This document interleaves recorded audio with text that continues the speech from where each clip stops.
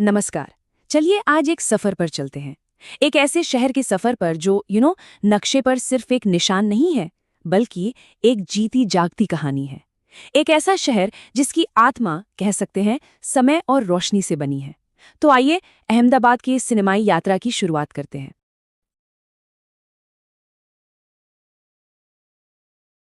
और बस यहीं से हमारा सफर शुरू होता है, इसी एक सवाल के साथ।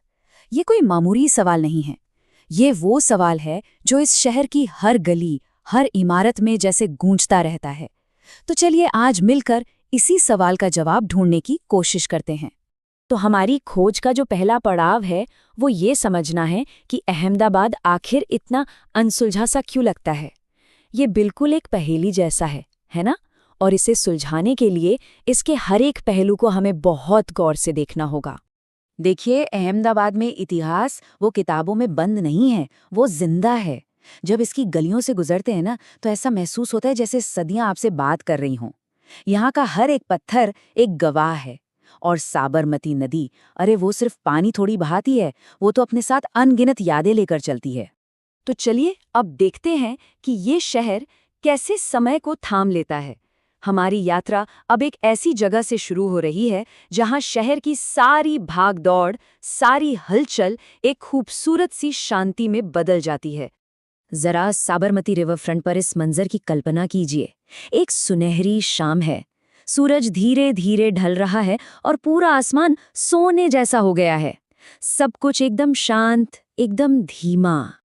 और फिर नदी के ऊपर से वो ठंडी ठंडी हवाएं आती है ना, वो सिर्फ सुकून ही नहीं देती, ऐसा लगता है जैसे शहर की सारी थकान अपने साथ उड़ा ले जाती हैं।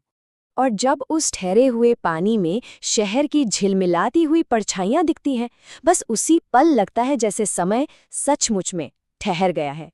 ये वो लम्हा है जहां शहर की नहीं बल्कि अपनी ही एक झलक मिल जाती है। तो समय की उस नदी से निकलकर अब हम दाखिल होते हैं शहर के ठोस अतीत में। एक ऐसी दुनिया में जहां इतिहास बोलता नहीं बल्कि पत्थरों के जरिए फुसफुसाता है।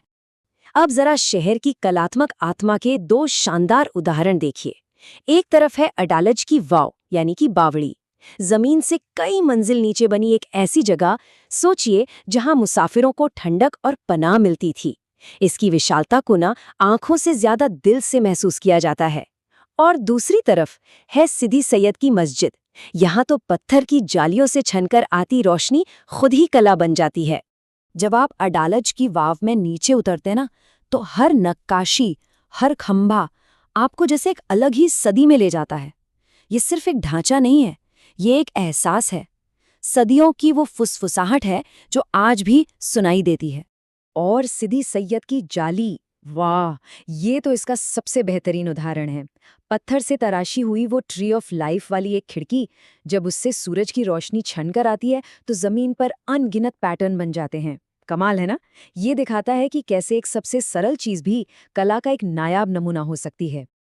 अच्छा, तो इतिहास की उस गहरी शांति से निकलकर अब वक्त है शहर की जिंदा दिल धड़कन को महसूस करने का।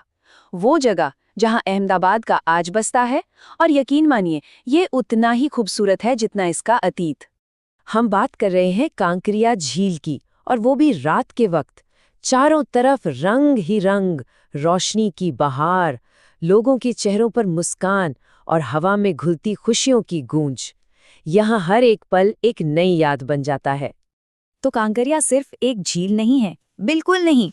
ये वो जगह है जहां शहर की नब्ज को आप देख सकते हैं, महसूस कर सकते हैं। ये अहमदाबाद की धड़कन है जो हमेशा चलती रहती है, कभी नहीं रुकती। तो शहर की इस हलचल और धड़कन के बाद हमारा सफर अब अपने सबसे गहरे और सबसे शांत पड़ाव पर पहुंचता है। अब हम उस शांति की तलाश करेंगे जो इस शहर की आत्मा में बसती है, साबरमती आश्रम। इस जगह को समझने के लिए शायद बस यही एक लाइन काफी है।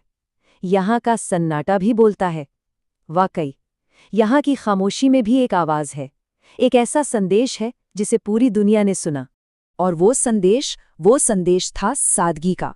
यहाँ पर सादगी सिर्फ एक शब्द नहीं है, ये वो ताकत है जिसने इतिहास का पूरा रुख ही बदल दिया। आश्रम की हर एक चीज इसी ताकत की कहानी कहती है। तो अपने इस सफर के आखिर में हम वापस आते हैं अपने उसी शुरुआती सवाल पर। अब तक हमने जो कुछ भी देखा, जो कुछ भी महसूस किया, वो सब मिलकर इस पहेली को सुलझाने लगते हैं। सोचिए, हमने नदी के किनारे समय के ठहराव को महसूस किया, पत्थरों की फुसफुसाहट सुनी, शहर की धड़कन के साथ जुड़े और शांति की असली ताकत को खोजा। ये सिर्फ जगह नहीं थी, ये अनुभव थे, ये एहसास थे। और मेरे ख्याल से यही इस शहर का असली सच है। अहमदाबाद सिर्फ एक शहर नहीं है, ये एक एहसास है, ये कला है और ये खुद इतिहास है। इसे समझने के लिए इसे सिर्फ देखना काफी नहीं है, इसे महसूस करना पड़ता है। और इसीलिए हम वापस उसी बात पर आते हैं जहां से हमने शुरू किया था। अहमदाबाद, एक ऐसा शहर जिसे सब देखते तो हैं पर समझते बहुत कम हैं। पर शायद अब इसे थोड़ा बेहतर समझा जा सकता है। असली सवाल तो ये है कि अगली बार जब कोई इसे देखेगा तो क्या वो इसे सिर्फ देखेगा या महसूस भी कर पाएगा।